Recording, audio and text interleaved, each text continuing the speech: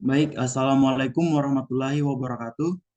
Di sini saya akan mempresentasikan tentang arsitektur Asia Nusantara, yaitu di mana saya mendapatkan judul yakni Candi Borobudur.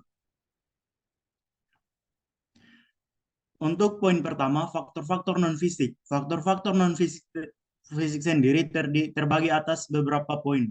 Yang pertama sejarah, yang kedua geografi, yang ketiga geologi, yang keempat iklim, yang kelima religi, yang keenam sosial, yang ketujuh politik dan pemerintahan, dan yang kedelapan ekonomi. Nah, untuk sejarah sendiri, Candi Borobudur didirikan pada tahun 750 sampai 842 Masehi oleh pemerintahan dinasti Syailendra. Candi Borobudur Candi Borobudur diyakini didirikan pertama kali oleh pemerintahan dinasti Syailendra. Pada proses pembangunannya, Candi Borobudur ini diperkirakan dilakukan secara gotong royong dan tahap demi tahap sebagai bentuk kebaikan ajaran agama Buddha. Candi Borobudur dibangun untuk memuliakan raja-raja Syailendra 775 sampai 850 Masehi yang sudah bersatu kembali dengan dewa yang merupakan asalnya. Proses pembangunan Candi Borobudur memakan waktu yang sangat panjang, selama ratusan tahun hingga akhirnya selesai pada masa kekuasaan Raja Samaratungga 825 Masehi. Candi Borobudur dibangun dalam 5 tahapan sesuai dengan catatan sejarah yang ada. Candi Borobudur menjadi lambang sebuah alam semesta. Bentuk Candi Borobudur yang berbentuk setengah bola yang mempresentasikan ajaran agama Buddha, yakni 3 tingkatan dalam semesta, yaitu Kamadhatu, Rupadhatu, dan Arupadhatu. Tiga tingkatan tiga tingkatan tersebut dapat dilihat pada Candi Borobudur berdasarkan beberapa relief yang ada. Relief yang memiliki panjang sampai 3 meter. Selain itu, ada 1460 figura yang diselingi dan beberapa bidang pemisah, sekitar 1212 buah.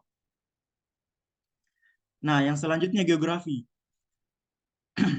Candi Borobudur terletak di Kota Magelang, Provinsi Jawa Tengah, Indonesia.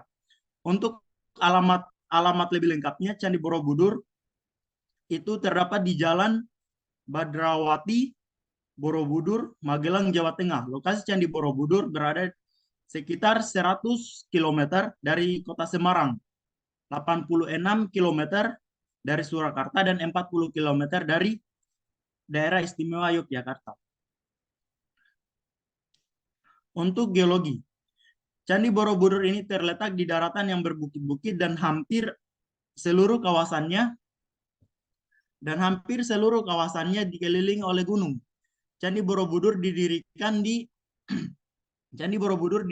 atas bukit yang telah dimodifikasi dengan ketinggian 265 meter di atas permukaan laut dengan susunan batu-batu Candi Borobudur yang berasal dari sungai di sekitar Borobudur dengan volume total batuan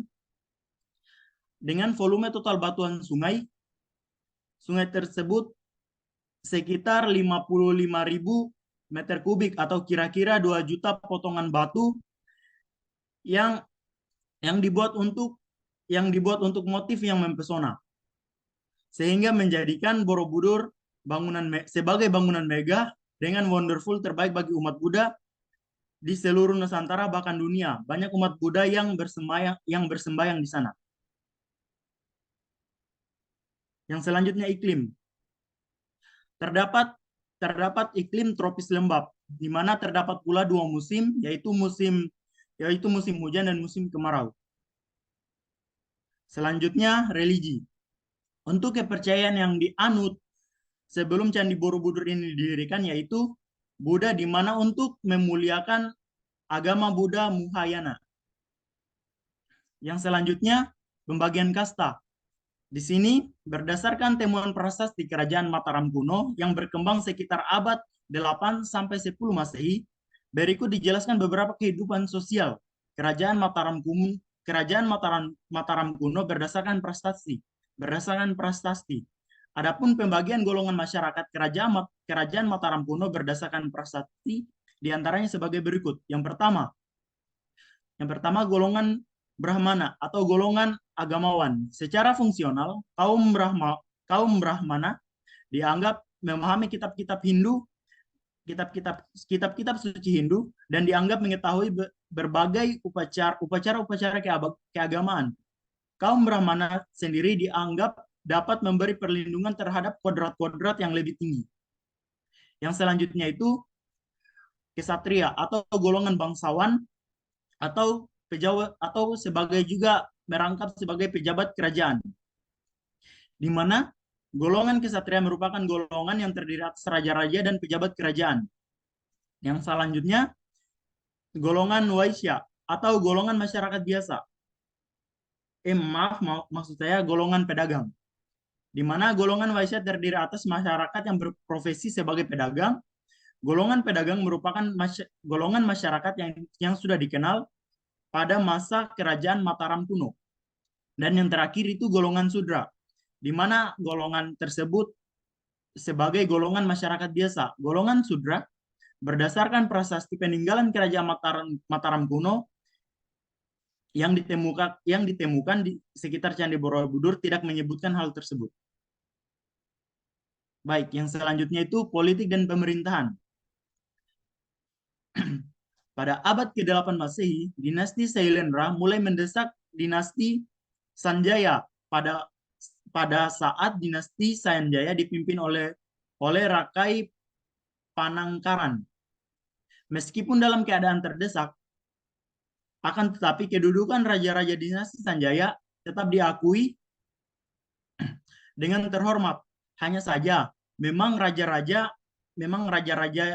dinasti Sanjaya harus tunduk terhadap raja-raja dinasti Sailendra sebagai penguasa tertinggi di kerajaan Mataram kuno. Pada saat itu terdapat beberapa raja yang berkuasa di dinasti Sailendra. Hal ini dibuktikan dengan temuan berbagai prasasti yang menceritakan berbagai masa pemerintahan setiap raja. Dan prasasti Banu menceritakan bahwa raja pertama dinasti Sailendra adalah Raja Banu yang merupakan pendiri dari dinasti Sailendra. Kemudian dari prasasti Wisnu menceritakan bahwa pada masa pemerintahannya tepatnya pada 778 Masehi dibangunlah Candi Borobudur. Dan selanjutnya pada prasasti Indra diceritakan bahwa raja selanjutnya adalah Raja Indra, di mana pada masa pemerintahannya beliau menjalankan politik ekspansi di mana terjadi peluasan yang telah dilakukan oleh Raja Indra ialah ke daerah sekitaran Selat Malaka. Yang selanjutnya ekonomi. Pada masa dinasti Sailendra diketahui bahwa masyarakatnya secara umum memiliki berbagai mata pencarian, di antaranya ialah berdagang, bertani, dan juga sebagai pengrajin. Pada masa dinasti Sailendra juga diketahui bahwa masyarakat telah mengenal dan menerapkan sistem pajak kepada masyarakat Mataram. Yang selanjutnya, faktor-faktor non-fisik, di mana faktor-faktor non-fisik ini dibagi atas beberapa poin. Untuk poin yang pertama, lokasi dan tapak. Yang kedua, denah. Yang ketiga, tampak. Yang keempat, potongan. Yang kelima, elemen terbaik. Yang ketujuh, contoh bangunan yang mewakili. Yang kedelapan, tokoh arsitek. Dan yang selanjutnya itu aplikasi kekinian yang relevan. Nah, untuk lokasi dan tapak sendiri, seperti yang dijelaskan di atas, secara geografis, Candi Borobudur itu terletak di Desa Borobudur, Kecamatan Borobudur, Kabupaten Magelang, Jawa Tengah, Indonesia. Untuk batas-batas tepatnya yang mencakup lokasi Candi Borobudur tersebut, untuk sebelah utara itu berbatasan dengan Desa Bumiharjo. Sebelah timurnya berbatasan berbatasan dengan Desa Wanurejo. Sebelah selatannya berbatasan dengan Desa Tuksongo. Sebelah baratnya itu dia berbatasan dengan Desa Karangrejo dan Desa Wering Putih. Candi Borobudur memiliki luasan 5.129 meter persegi dan tinggi 42 meter, panjang 1 kilometer dan bertingkat 10 dan memiliki stupa sebanyak 72 buah. Candi Borobudur didirikan di atas bukit yang telah dimodifikasi dengan ketinggian 2.265 mdpl. Yang selanjutnya untuk denah. Denah Candi Borobudur berukuran panjang 121,66 meter dan lebar 121,38 meter. Untuk ketinggiannya sendiri yakni 35,40 meter. Susunan bangunan berupa 9 teras berundak dan sebuah stupa induk di puncaknya. Terdiri dari 6 teras berdena persegi dan 3 teras berdena lingkaran.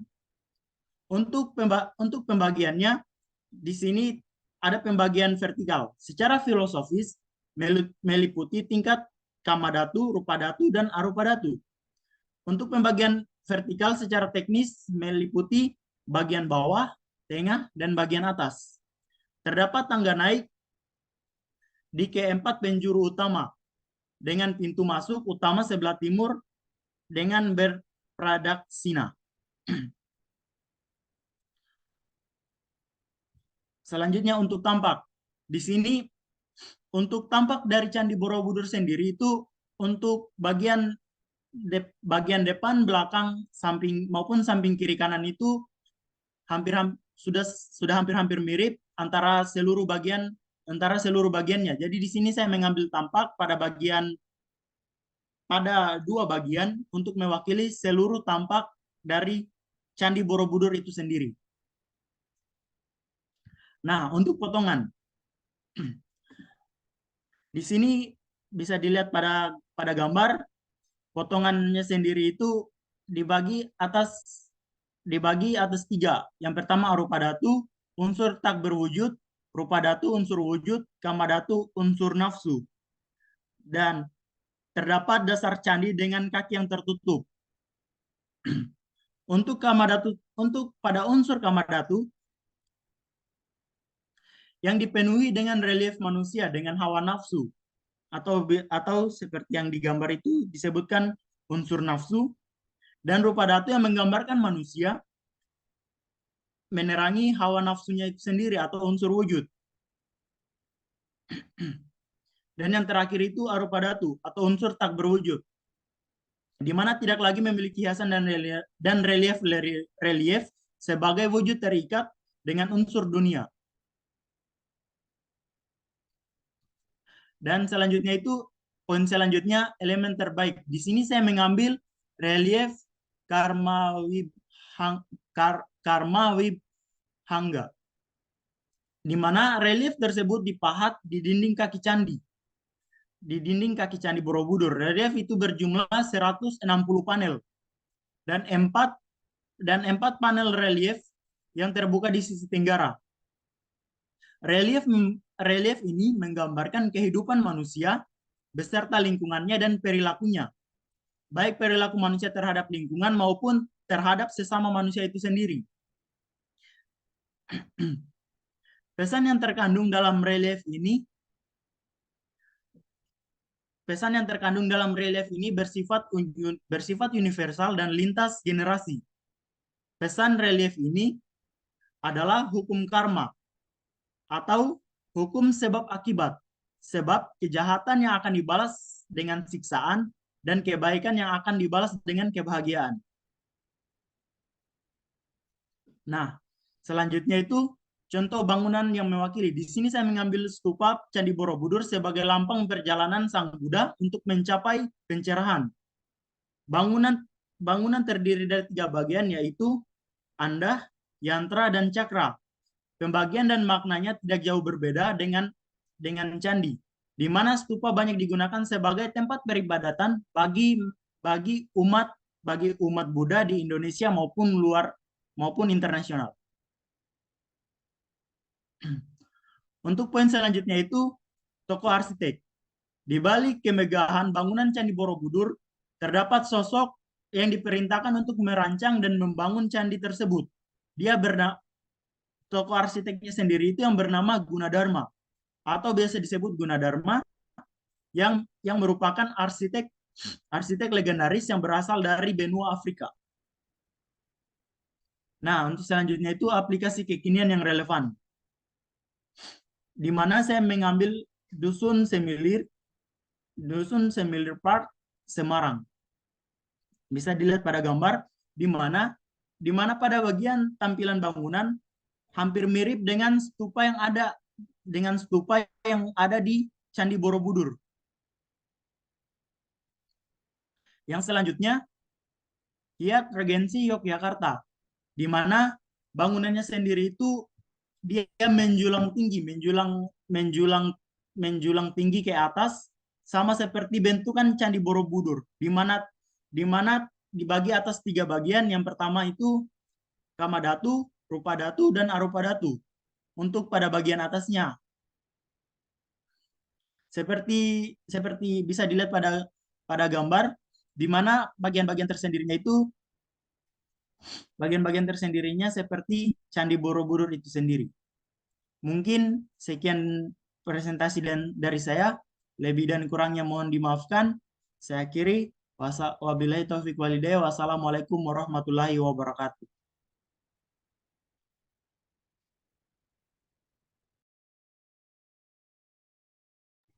Assalamualaikum Sahrul. Waalaikumsalam, Pak. Coba next.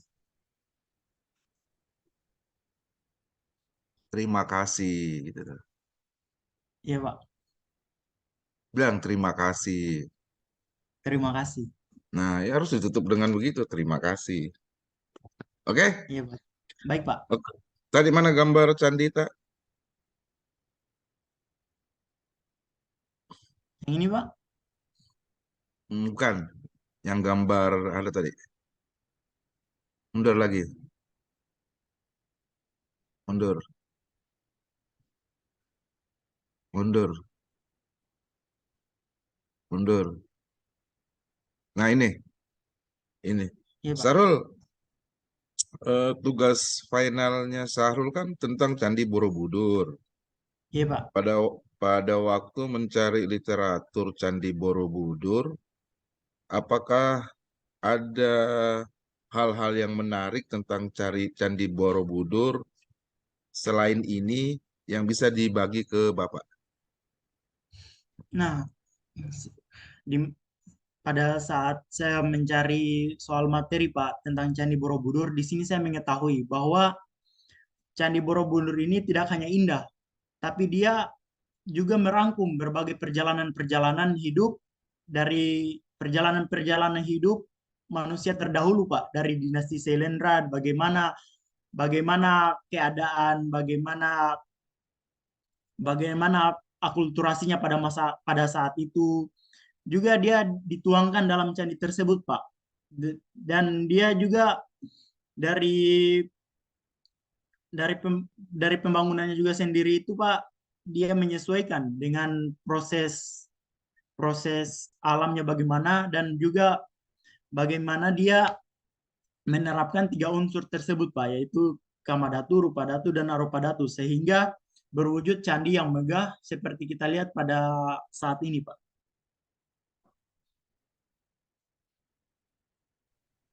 Coba lihat potongannya. Ini, Pak. Nah, ini juga waktu Anda mencari potongannya, sempat nggak membaca tentang bagaimana cara penyambungan batunya? Baca nggak? Kalau untuk itu, Pak, saya saya saya tidak dapat, Pak, untuk penyambungan batunya. Cuman Di sini saya lebih tahu lagi Pak, bagaimana dia pada penyusunannya begitu Pak. Jadi maksudnya penyusunan di mana harus dia menempatkan antara relief-relief pada bagian kaki, pada bagian kakinya, ataupun tidak ada tidak ada arca Pak, tidak ada arca pada bagian arupa datunya Pak. Mungkin itu Pak. Oke. Eh, ada nggak hubungannya? Ada nggak hubungannya letak apa? Pengaruh geologi terhadap Candi Borobudur? Pengaruh geologi ini kan di Jawa Tengah ya. Iya Pak. Hmm. Ada nggak menurutmu adakah keterkaitan antara geologi dengan bentuk Candi Borobudur?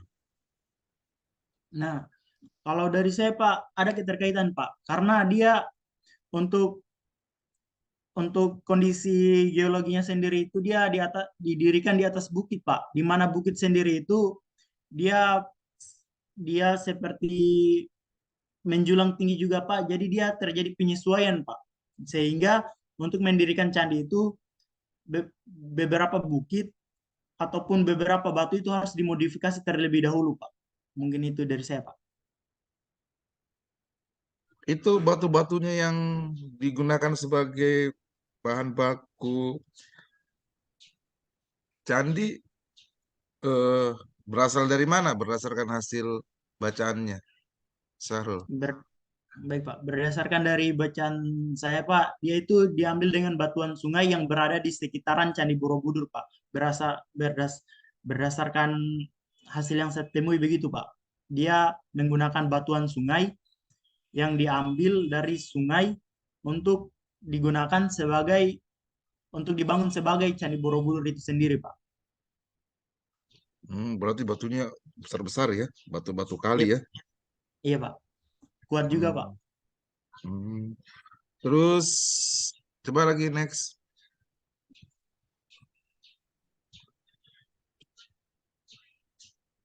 Kalau menurutnya kita pengaruh iklim terhadap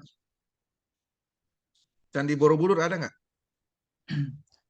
Kalau untuk yang saya cari Pak, tidak dijelaskan secara rinci pengaruh iklimnya itu bagaimana. Cuman di sini saya mengambil kesimpulan sendiri, Pak, di mana pengaruh pengaruh iklim juga itu mempengaruhi pada proses pembangunan candi. Bila kita ketahui iklim Indonesia itu iklim tropis lembab, di mana curah hujan yang tinggi dan juga kepanasan tingkat kepanasan untuk wilayah Indonesia ini cukup tinggi juga, Pak. Jadi menurut saya mempengaruhi, Pak. Pengaruhnya apa? Pengaruhnya itu mungkin dari seperti menghambat pembangunan, karena bila kita ketahui ketika mengambil batu di sungai sendiri itu Pak, dengan curah hujan yang tinggi akan mengakibatkan derasnya juga arus sungai Pak. Jadi dia dapat mempengaruhi ketika pengambilan batu untuk pembangunan candi candi tersebut Pak. Itu juga ya kali ya. Karena tropisnya kita lembab, nyaman dihuni, sehingga arsitektur candi itu kan apa lebih cenderung ke ini ya, dia kan eksterior ya, ruang terbuka ya. Iya Pak. Ya kan kita eh, Candi Borobudur kan itu tidak beratap, atapnya kan awan. Jadi lebih cenderung ke eh, eksterior. Iya, Iya Pak. iya. Bangunannya tidak beratap. Kan tidak ada ruangan interior kan Iya di Pak. dalam Candi Borobudur semua eksterior. Jadi semua serba ruang terbuka. Itu mungkin Iya ada Pak. hubungannya dengan iklim kita yang sangat nyaman untuk dihuni itu. Iya Pak. Ya kan? Jadi manusia itu berat. Coba tadi tampak tampak perspektifnya.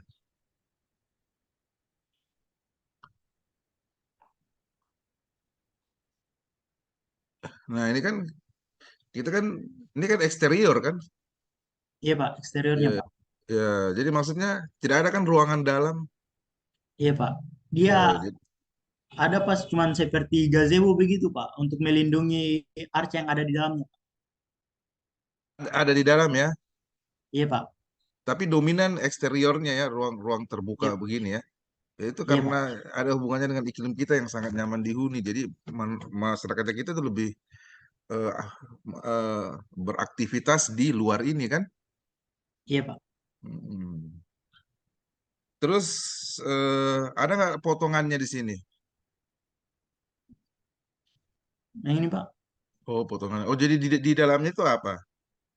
Kalau di kalau di dalam potongan di sini Pak terdapat arca arca man arca, saya lupa juga namanya Pak. Cuman di sini dia di mana arca arca yang terdapat di sini dia hmm, arca manusia juga perwujudan sebagai dewa Pak, yang saya baca begitu Pak.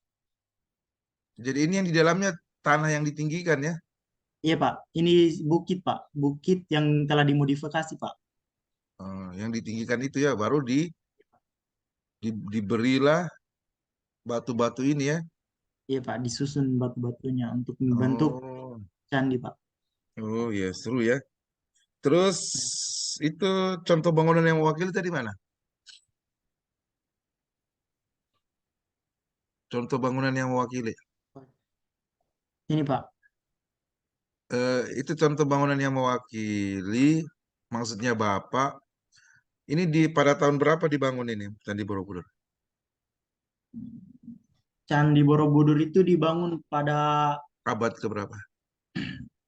dia Pak pada tahun 750-an Pak sampai 842 Masehi Pak. Di sama dengan zaman Nabi ya. Iya, sudah cukup lama juga Pak. Ya, eh, maksudnya Bapak eh, di terkait contoh bangunan yang mewakili tadi, pada era itu selain Candi Borobudur, ada candi apa lagi? Untuk Itu yang contoh bangunan yang mewakili. hmm, iya Pak. Jadi selain Candi Borobudur, pada era itu ada candi apa lagi? Satu bangunan saja. Itu maksudnya contoh bangunan yang mewakili yang Bapak maksud. Iya Pak. Hmm. Kalau Oke. pada saat itu, Hmm. iya Pak. Gimana? Ada pada saat itu gimana? Ada Wacanta? Pada saat itu ada beberapa candi juga Pak, seperti Candi Prambanan. Juga dia Candi Prambanan ataupun Candi Singosari Pak, di mana untuk tempat peribadatannya juga dia hampir-hampir mirip seperti ini Pak. Namun untuk Candi Prambanan sendiri dia lebih tidak seperti setengah lingkaran begini dia Pak. Nah, itu maksudnya Bapak. Jadi contoh bangunan mewakili itu bisa kamu apa? Apa sih? Sempatkan di sini Candi Prambanan itu tadi. Iya Pak. Satu bangunan saja. Eh, Berdasarkan hasil Bacanta, itu arsiteknya Gunadarma dari Afrika ya? Iya Pak, dari Afrika Pak. Ya, ya, ya. Oke, oke. Terus penutup dari materi ini eh, apa yang bisa Sahrul eh, dapat terkait Sahrul sebagai mahasiswa arsitektur? Baik Pak, kalau dari saya mungkin Pak, kita ambil contoh sebagai dusun semilir. Di sini dia pada penerapan bentuknya itu dia tidak perlu jauh-jauh ke luar negeri Pak, ke mancanegara untuk untuk mencari tipologi bentuk Pak. Cukup dengan cukup dengan Candi Borobudur itu sendiri kita dapat mengembangkan pengetahuan ataupun ilmu untuk mendapatkan bentuk bentuk tipologi yang memberikan kesan ataupun nuansa keindonesiaan Pak. Jadi dia tidak perlu mencari lagi, meriset lagi bangunan apa yang dituju, cukup dengan Cukup dengan produk-produk Indonesia sudah dapat menciptakan keindahan ataupun bangunan bentuk yang megah yang tidak kalah dari luar negeri itu sendiri, Pak. Mungkin itu dari saya, Pak. Jadi cintailah produk-produk Indonesia. Oke. Ada penutup satu lagi. Apa kesanmu terkait eh, mata kuliah Asia dan Nusantara ini? Kalau kesan saya, Pak, di sini saya lebih diubah pola pikir saya, Pak, di mana bahwa kita tidak kita tidak sepenuhnya menjadikan Barat itu sebagai patokan, di mana kita harus menjadi seorang arsitek yang memiliki nilai budaya ataupun nilai nilai tradisional, di mana kita dapat menerapkan bangunan yang tadinya tradisional, yang tadinya masih kedaerahan, bisa kita ciptakan ke bangunan yang lebih modern tanpa meninggalkan unsur-unsur budaya tersebut. Karena kalau kita meninggalkan unsur-unsur tersebut, siapa lagi yang akan menaikkan ataupun akan mengakibatkan nilai budaya tersebut terlupakan. Jadi di mana kita kita harus terus mengembangkan, terus melakukan riset bagaimana agar budaya tersebut tidak hilang. Dan untuk selanjutnya mungkin dari saya lebih mengetahui bahwa keanekaragaman Indonesia itu tidak hanya sebatas untuk daerah saya sendiri, Pak. Jadi dia Indonesia itu untuk cakupannya itu lebih luas lagi, dan di mana dia itu lebih lebih relevan, untuk lebih realistis, untuk kita mengolah bagaimana bagaimana kita menaikkan budaya-budaya dan potensi-potensi lokal yang kita miliki, Pak, untuk dikenal lebih jauh oleh mancanegara ataupun oleh turis-turis, Pak. Jadi kita memperkenalkan budaya ataupun bangunan-bangunan Indonesia tidak hanya dari mungkin dari pariwisatanya, juga bangunannya. Jadi dia bahwa kita juga dapat dipandang bahwa arsitektur dari Indonesia juga ini memiliki nilai, memiliki memiliki memiliki nilai, memiliki kesan juga dalam mendesain, Pak. Mungkin itu dari saya, Pak.